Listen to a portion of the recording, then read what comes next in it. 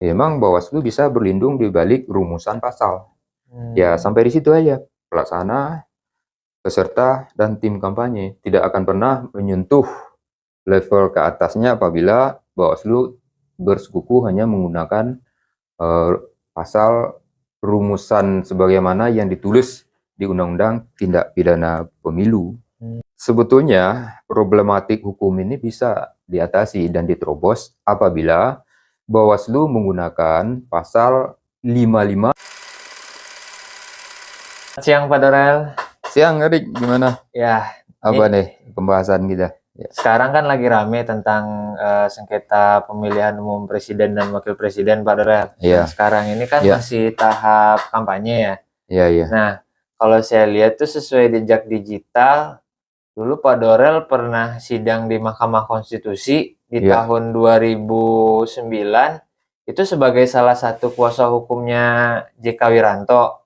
2019 ya. 2009. 2009 ya. Terus di tahun 2014 Pak Dorel sebagai salah satu kuasa hukum paslon Prabowo Hatta ya. Iya. Nah, terakhir di 2019 yang kemarin, Pak Dorel salah satu kuasa hukum pasangan calon Prabowo Sandi ya, Pak Dorel ya. Iya, iya. Nah, ada ya jejak digitalnya ada ya. Nah, kebetulan saya lihat di rak buku. Iya, iya. Nah, ini ada berkasnya nih ya, Pak Dorel ya. Oh iya, iya, iya benar, saya jadi ingat. Nah, ini nih ya, permohonan sengketa perselisihan hasil pemilihan umum 2019 antara Prabowo Subianto, Haji Sandiaga Uno melawan Komisi Pemilihan Umum Republik Indonesia. Iya, iya, ini benar. Ini permohonan yang dulu kita ajukan ini. Di sini ada kita ajukan tanggal 24 Mei 2019. Kuasa hukumnya ada 8 orang. Waktu itu Pak Bambang, Pak Denny, Pak Nasrullah, Pak Lutfi, Pak Iwan ya, Pak Iskandar Sonhaji, Pak Zulfadli, dan salah satunya saya dari yang 8 itu. Iya, benar. Ini kita ajukan dulu nih. Oh iya. Ini di pemilu yang sebelumnya ya, 2019. Iya, iya.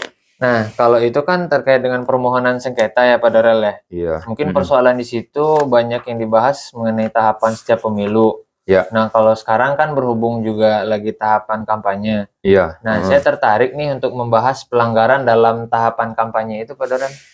Oh, khusus pelanggaran tahapan kampanye ya? Iya, iya. Emang kalau sengketa ini semua hal dibahas di sini, mulai dari tahap daftar pemilih, tahap kampanye, lanjut ke tahap pemungutan suara dan hasil akhirnya. Ini semua dipersoalkan kalau di sini. Jadi yang dimaksud dalam tahapan kampanye tadi ya, ya memang sekarang ini banyak memang muncul berbagai laporan-laporan pelanggaran di tahapan kampanye ini. Misal yang kita bisa baca di media, dugaan pelanggaran yang dilakukan oleh Gibran dalam bagi-bagi susu di arena Car Free Day kemarin kan. Kemudian pelanggaran yang dilakukan oleh Satpol PP di Bekasi ya, yang mendukung salah satu pasangan calon. Kemudian ada lagi yang agak menonjol pelanggaran yang diduga dilakukan oleh Gus Miftah, pengasuh pesantren di Kabupaten di Pamekasan.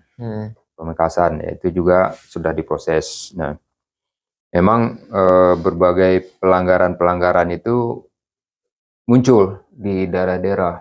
Bahkan ada yang pelarangan kampanye, kemudian ada yang izin kampanye diubah atau dicabut dan segala macam persoalannya.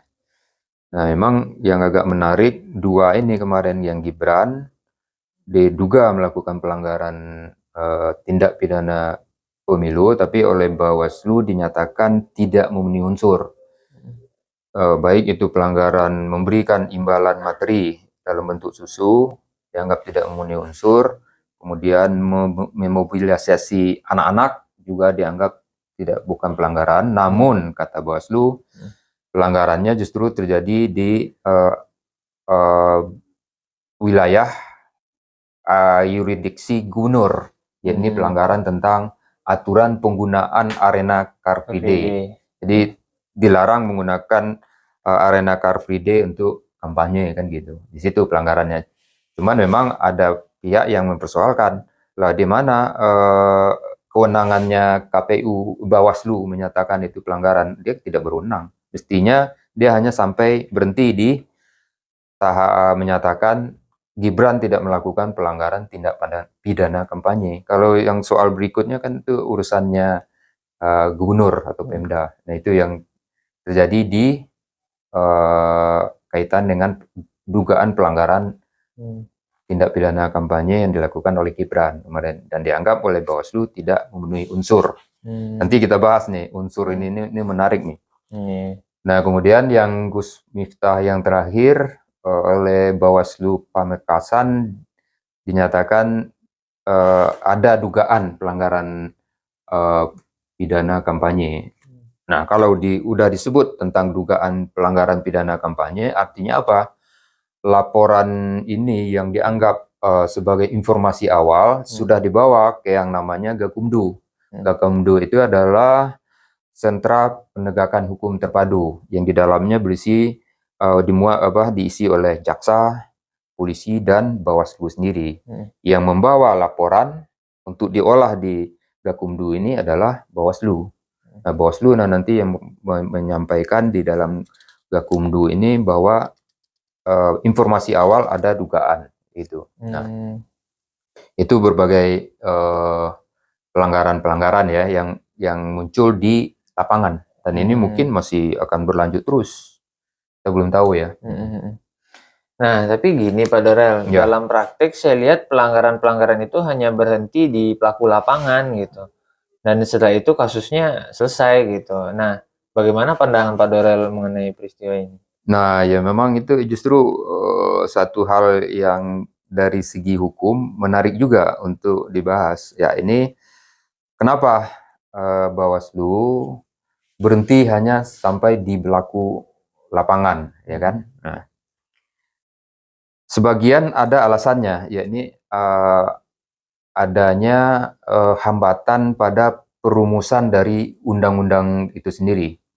Sebagai contoh nih, kalau dugaan yang dilakukan oleh Gus Miftah itu diduga melanggar pasal 523 ya, Undang-Undang Pemilu, Undang-Undang nomor 17 2017 ya.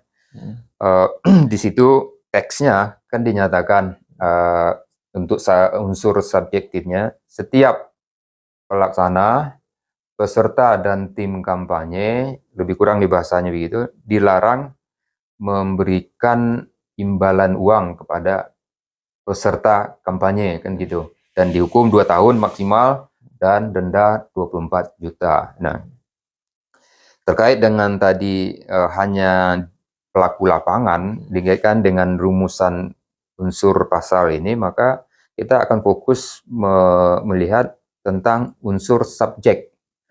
Karena subjek dalam rumusan pasal 523 ayat 1 tadi udah limitatif sifatnya. Di situ sudah ditentukan pelaksana, peserta, dan atau tim kampanye, 3 pihak tadi. Nah, kalau Bawaslu di lapangan sudah memproses dan sudah ada pelaku, pelaksana, dan peserta, ya udah berhenti. Karena menurut Bawaslu ya tugasnya sampai di situ kan. Dalam hal ini Bawaslu melalui mekanisme Gakumdu ya, nanti ditingkatkan ke penyidikan dan kemudian ke penuntutan dan di persidangan di pengadilan. Nah, berhenti sampai di situ karena rumusan pasalnya memang membatasi sampai di pelaksana, peserta, dan tim kampanye. Nah, persoalannya masyarakat penilaiannya kan beda lagi. Informasi rumor yang beredar, penyandang dananya si A. Rumor yang beredar itu atas perintah koordinasi dari Pak Camat, koordinasi dari Pak Bupati, koordinasi dari Pak Gubernur, segala macam gitu kan. Nah, persoalannya masyarakat mempertanyakan itu. Nah, ya dalam praktek kadang Bawaslu menyampaikan bahwa kenapa berhenti hanya di pelaku lapangan karena memang rumusan pasal menyebutkan itu, dan kami dibatasi oleh undang-undang. Kewenangan kami hanya sampai di situ. Nah, sementara pihak lain menduganya ada pihak lain yang mendanai, ada yang turut serta segala macamnya kan, bukan hanya orang-orang yang disebutkan di rumusan itu. Nah, memang Bawaslu bisa berlindung di balik rumusan pasal. Ya, sampai di situ aja. Pelaksana, peserta, dan tim kampanye tidak akan pernah menyentuh level ke atasnya apabila Bawaslu bersekuku hanya menggunakan pasal rumusan sebagaimana yang ditulis di Undang-Undang Tindak Pidana Pemilu. Gitu. Itu problematik hukumnya. Nah, kemudian bagaimana terobosannya agar sampai menyentuh ke level yang di atas gitu, Pak Daran? Nah, ini menarik. Menarik ini. Bagaimana gitu kan, agar dapat diwujudkan pemilu yang berkeadilan, agar masyarakat mengerti dan pelaku yang sebenarnya ya bisa dijerat dengan Undang-Undang Tindak Pidana Pemilihan Umum. Harusnya kan begitu. Nah, tapi sebetulnya problematik hukum ini bisa diatasi dan diterobos apabila Bawaslu menggunakan pasal 55 ayat 1 KUHP. Di situ terobosannya. Kenapa tidak digunakannya pasal 55 ayat 1 KUHP? Semestinya bisa, karena namanya tindak pidana pemilu itu kan tindak pidana khusus. Dia bisa menggunakan prinsip-prinsip umum yang diatur oleh KUHP. KUHP kan induknya yang bersifat umum, kemudian yang tindak pidana yang bersifat khusus ya tindak pidana pemilu, tindak pidana korupsi, money laundering, dan segala macam tindak pidana yang lain itu. Tetap bisa menggunakan pasal 55. Sama seperti kita sering kan dalam menangani perkara tipikor, kan sering jaksa menggunakan pasal 55 untuk menjerat pelaku lain. Dalam awal pemeriksaan awal hanya di OTT katakan gitu, hanya kepala dinas. Nggak, kan penuntut umum atau penyidik kan nggak berhenti sampai di situ, didalamin, kemudian diduga ada terlibat pelaku lain yang diduga juga atasannya. Lalu bagaimana untuk bisa mencapai atasan tadi atau yang lebih atas? Ia menggunakan pasal 55. Pasal 55. Kan biasa kita di sidang-sidang kita yang di Tipikor kan begitu, tindak pidana korupsi yang di Jakarta Pusat, di mana aja di pengadilan di daerah-daerah kan kita gunakan itu, jaksa kan menggunakan itu dalam penuntutannya. Nah, itu kalau Bawaslu mau, ya kan, itu hanya soal keberanian dan nyali juga, karena itu kan pasti melibatkan pejabat yang lebih tinggi kan. Apakah Bawaslu tingkat kabupaten berani, apakah Panwaslu kecamatan berani kan itu kan. Kalau di kecamatan namanya kan Panwaslu. Apakah Bawaslu provinsi berani kan gitu. Nah, itu persoalannya di situ.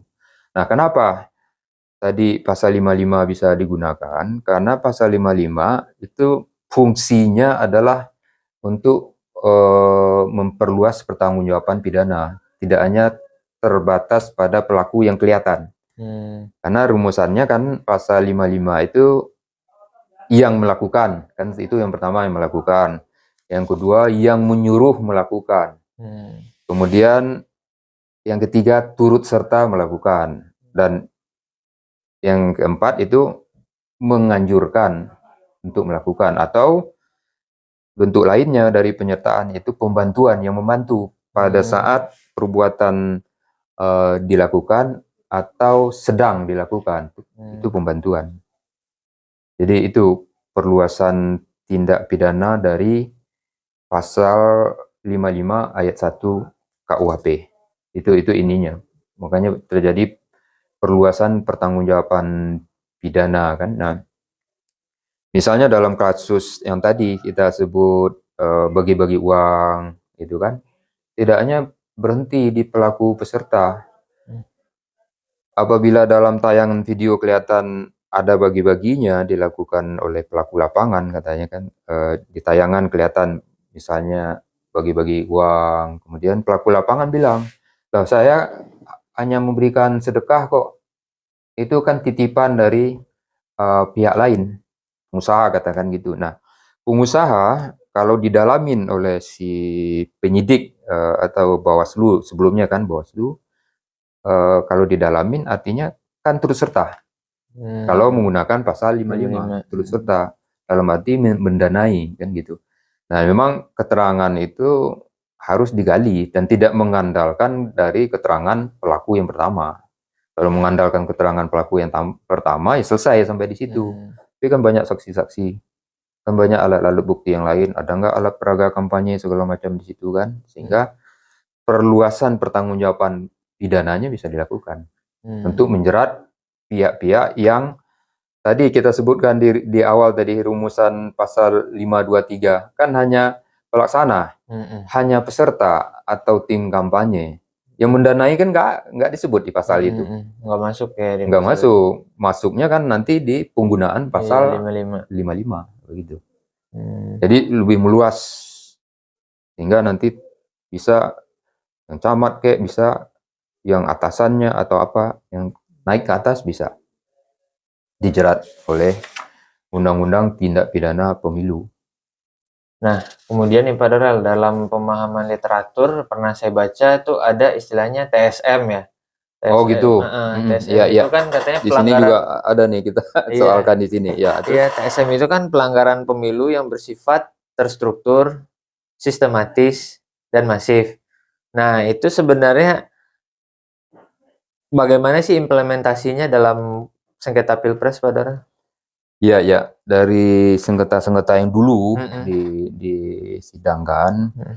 dan memang ada istilah itu dan itu sangat populer. Mm-mm. Tidak hanya digunakan dalam sengketa Pilpres, tapi juga digunakan dalam sengketa pemilihan. Mm-mm. Pemilihan ini namanya kan bukan pemilu. Pemilihan itu pemilihan gubernur, wali kota atau bupati. Itu biasa menggunakan. Artinya apa? TSM itu suatu singkatan, T-nya ada terstruktur, S-nya sistematis, dan kemudian M-nya masif.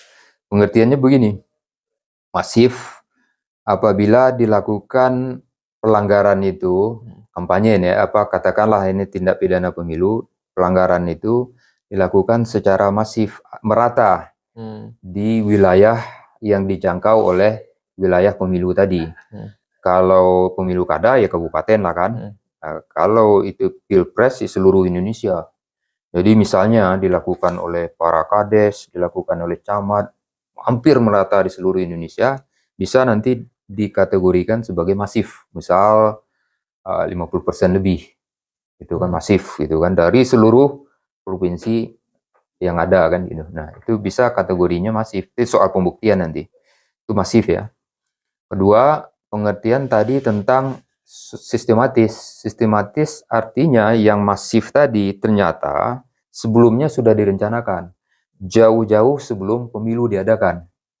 Ya kan? Jauh-jauh sebelum pemilu diadakan sudah direncanakan. Lalu dibuktikan dengan apa? Dengan rapat-rapat, dengan pertemuan-pertemuan, dengan surat undangan yang sifatnya tertulis, kan bisa dijadikan alat bukti surat macam. Nah, itu artinya sistematis, terencana, benar-benar disusun, terencana, ada modusnya kan gitu, terencana. Nah, yang terencana tadi kalau mau lebih menggunakan tadi para pejabat, maka bisa dia naik ke yang istilahnya tadi terstruktur. Misal, rapat-rapatnya di kantor camat, berarti kan melibatkan camat. Kemudian camat ternyata ada rapat lagi melibatkan gubernur atau bupati di satu wilayah misalnya kan.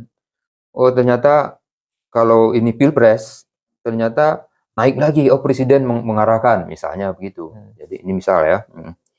Nah itu bisa memenuhi ya yang tadi terstruktur dari jenjang paling tinggi sampai turun ke bawah. Terstruktur gitu kan. Ada perintah-perintah yang berisi ucapan yang tadi.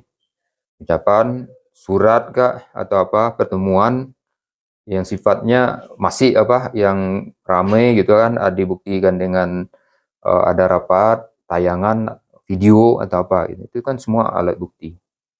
Nah, itu pembuktian yang bersifat TSM yang biasa digunakan dalam sengketa pemilihan, pemilu atau pilpres, sengketa pemilihan presiden, sengketa pemilihan umum ya caleg ini kan atau DPD, kemudian sengketa pemilihan gubernur, wali kota. Nah itu biasa digunakan TSM tadi yang bersifat masif. Nah kalau kita sekarang fokus saja ke soal pilpres nih kan. Nah kalau bisa dibuktikan misalnya bersifat masif, sistematis, terstruktur, ya disampaikan di sidang sengketa pilpres bahwa kekalahan salah satu pasangan calon misalnya ngajuin ya karena begini gini dan pelanggaran ini bersifat TSM gitu kan. Nah, lalu tadi kan ditanyakan apa kaitan TSM tadi dengan laporan-laporan di Bawaslu tadi?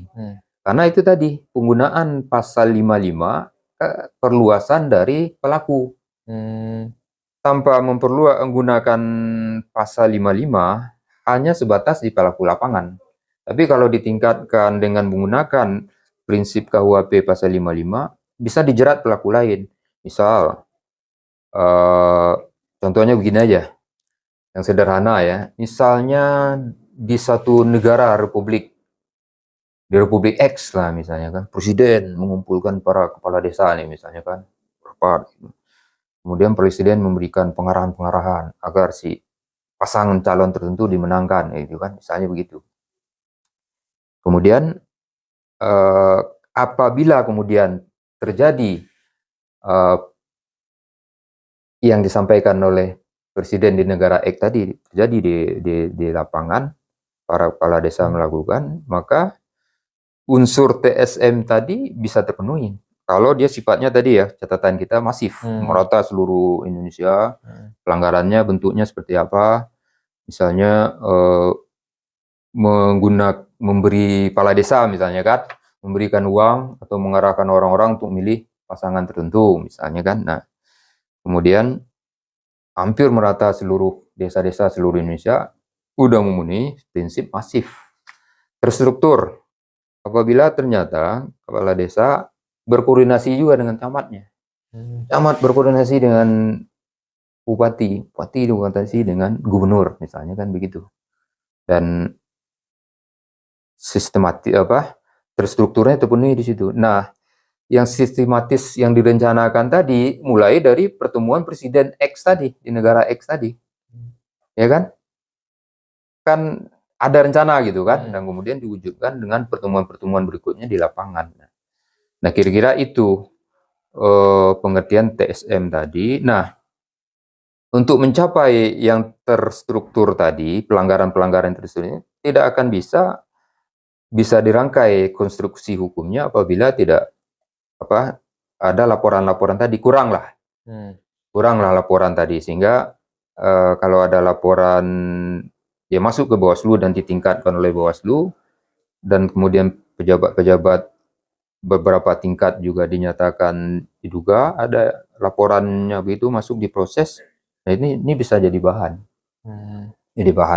ada bukti. Jadi tugas semua pihak termasuk tim pemenangan atau tim hukuman pasangan calon masing-masing untuk dari sekarang ya kan mengumpulkan alat bukti.